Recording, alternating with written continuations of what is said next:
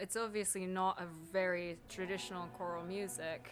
Having instruments and also the lyrics of it, for me, it's more visual.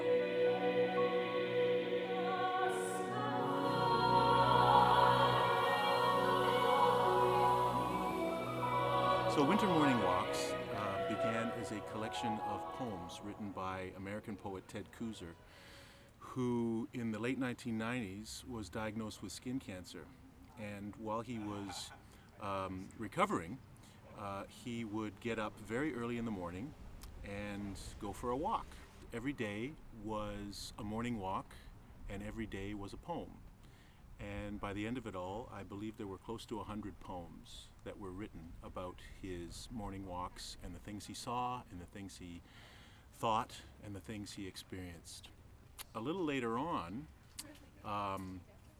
Schneider, great composer, musician, arranger, known mostly for her work in the jazz idiom, she collaborated with great soprano Dawn Upshaw and wrote a piece called Winter Morning Walks, and she focused on 9 of these poems and set them to music for small chamber orchestra and soprano.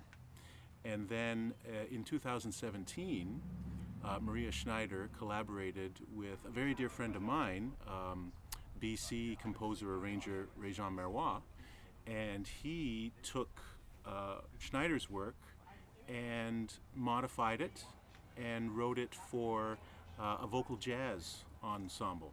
Well, my background is in a lot of different genres, but I do love jazz, and these pieces have a lot of jazz influence. I love some of the chords and the progressions, the richness of some of the harmonic jazz structure.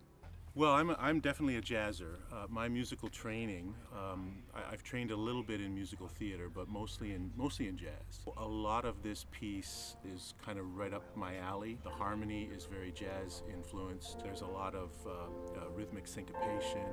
So I feel very much at home singing in this style.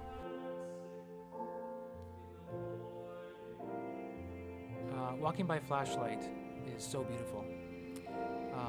It's a very simple ballad, and something about the text just gives me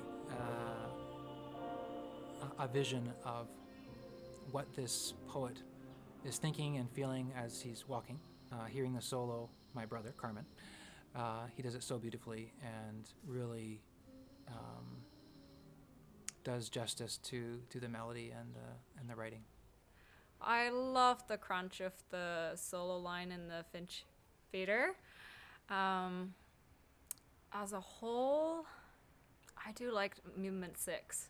Yeah, it's just that sort of kind of lullaby-ish, gentle breeze just throughout the piece makes it really comforting to sing to and just listen to.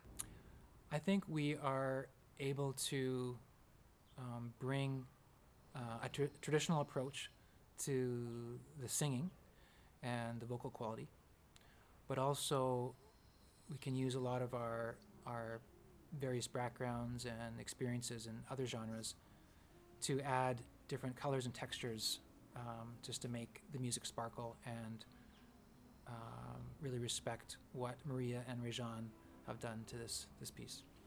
My hope is that we are able to stay true to that aspect of the piece and really be able to hit a nerve with listeners, because when you allow yourself to really be affected by the words that you're hearing and the images and the thoughts, especially knowing that the poet at the time was contemplating his own mortality just because of what he was going through.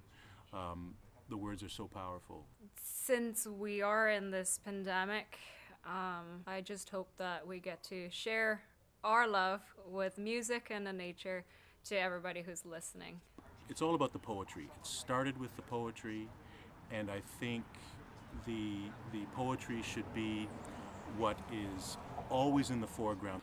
because the poetry is so moving and so touching, heartbreaking, I would love if the audience would just be moved. This piece, for me, is just the story of life and the story of near the end of life.